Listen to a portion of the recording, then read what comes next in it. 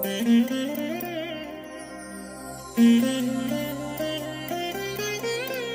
దినం పరము నుండి దిగివచ్చు మాట, ఇది నీ జీవితానికి వెలుగుల బాట, నీ ఒడిలో ఉంచబడిన దీవెనల మూట, అద్భుతాల ఆనంద ఊట. మార్చి 11 సంవత్సరమంతా మీరు బైబిల్ చదివి ముగించడానికి ఈరోజు మీరు చదవలసిన లేఖన భాగము ఉదయం ద్వితీయోపదేశ కాండము 15 మరియు 16 అధ్యాయములు, సాయంకాలం మార్కు సువార్త 12వ అధ్యాయము 28 నుండి 44వ వచనం వరకు. క్రీస్తునందు నాకు అత్యంత ప్రియమైన దేవుని బిడ్డలారా, మీ అందరికీ ప్రభు అయిన యేసుక్రీస్తు నామంలో శుభాభివందనాలు తెలియచేస్తున్నాను.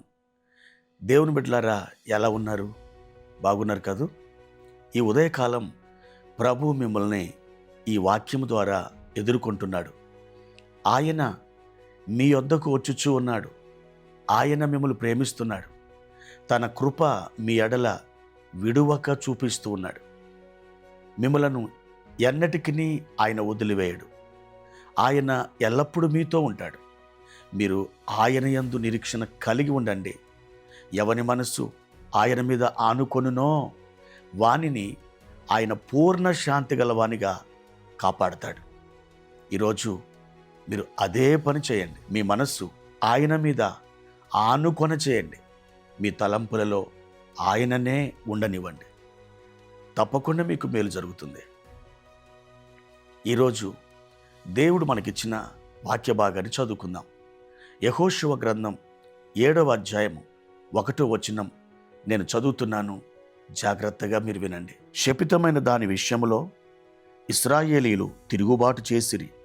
ఎట్లనగా యూదాగోత్రములో జరహు మునిమనమడును జబ్ది మనమడును కర్మి కుమారుడునైన ఆకాను శపితము చేయబడిన దానిలో కొంత తీసుకొనిన గనక యెహోవా ఇశ్రాయేలు మీద కోపించెను. ప్రియమైన దేవుని బిడ్డలారా, ఒక గొప్ప విజయాన్ని ఇశ్రాయేలు ప్రజలు పొందిన తర్వాత చిన్న పురము హాయి అనే పట్టణం మీదకి వారి యుద్ధానికి వెళ్ళినప్పుడు ఘోరాతి ఘోరంగా హాయి వారి చేతిలో ఇశ్రాయేలు ప్రజలు ఓడిపోయారు.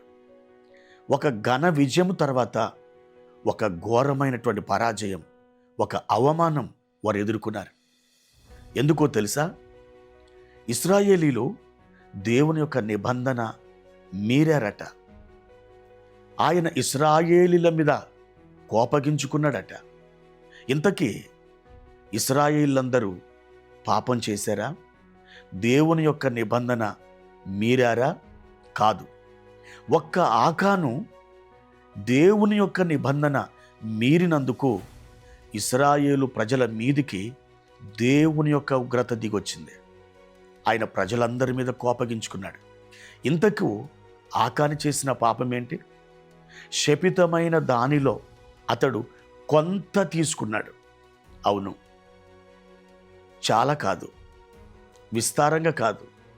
ఆయన తీసుకున్నది కొంత భాగం.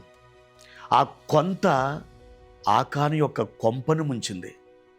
ఆకాను జీవితాన్ని ఆగం చేసింది. ప్రియమైన దేవుని బిడ్డలారా, నేనేమైనా పెద్ద పెద్ద తప్పులు చేస్తున్నానా? నేను ఎవరినైనా హత్య చేశానా? దొంగతనం చేశానా? నేనేమైనా వ్యభిచారినా? అలాంటి ఘోరమైన పాపాలు నాలో ఏమీ లేవు అని మీరు అనుకోవచ్చు. కానీ దేవునికి విధేయత చూపించని ఒక చిన్న పాపమైన అది దేవుని దృష్టిలో పాపమే. ఆకాను చేసినటువంటి దానిలో కొంత అనే మాటని దేవుడు ఎలా వాడాడో మీరు కూడా ఆ కొంత పాపాన్ని చేస్తుండొచ్చు. లేదా కొంత మీరు అవిధేయత చూపిస్తున్నట్లయితే, చాలా మట్టుకు మీరు విధేయత చూపిస్తుండగా మీరు అనుకోవచ్చు, నేనేమంత పెద్ద పాపిని కాదని. కానీ దేవుడు ఆ కొంతనే చూస్తున్నాడు.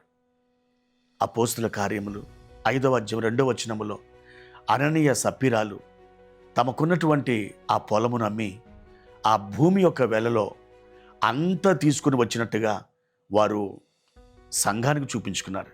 కానీ కొంత దాచిపెట్టుకున్నారు. ఆ కొంత వారిద్దరిని, అనగా అననీయ సప్పిరాలని మరణం పాలు చేసింది.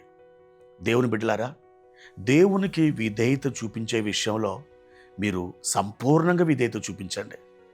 పలాని విషయంలో నేను దేవునికి లోబడ్డం లేదు అని నీ మనసాక్షి నీకు జ్ఞానోదయాన్ని కలిగిస్తే వెంటనే దేవునికి మీరు విధేయులు కండి. ఏ మాత్రమును మీ జీవితంలో అవిధేయతను ఉంచనివ్వకండి. దేవునికి మీరు విధేయులు కండి. ఎప్పుడైతే మీరు దేవునికి విధేయత చూపిస్తారో మీరు మీ ఆత్మలను రక్షించుకుంటారు, మీ ప్రాణములను దక్కించుకుంటారు, మీ కుటుంబాలకి దేవుని ఆశీర్వాదాన్ని మీరు పొందుకుంటారు. ఈ ఉదయకాల సమయంలో ప్రభువుకి అట్టి విధేయత చూపిస్తానని ఒక తీర్మానంతో కూడిన ప్రార్థన మీరు చేయండి. దేవుడు మిమ్మను ఆశీర్వదించునుగాక. ప్రార్థన. పరిశుద్ధుడా, ప్రేమ కలిగిన తండ్రి, మీ ఘనమైన శ్రేష్టమైన నామానికి వందనాలు చెల్లించుకుంటున్నాం. ప్రభువా, మేము సమస్త విషయములలో మీకు లోబడి మీకు విధేయత చూపించే కృపను అట్టి అభిషేకమును మాకు దయచేయండి నాయనా. మేము తెలిసి అవిధేయత మార్గంలో నిర్లక్ష్యంగా మేము వ్యవహరించి ప్రభువా, మా హృదయాన్ని కఠినం చేసుకొని మిమ్మల్ని బాధించి దుఃఖపరిచి మా జీవితాలు అయా సంతోషపరచుకోవడం కంటే అది కష్టమైనప్పటికీ మీకు లోబడి విధేయత చూపించే కృపను మాకు దయచేయమని యేసుక్రీస్తు నామములో ఈ ప్రార్థన అడుగుచున్నాను తండ్రి. ఆమేన్.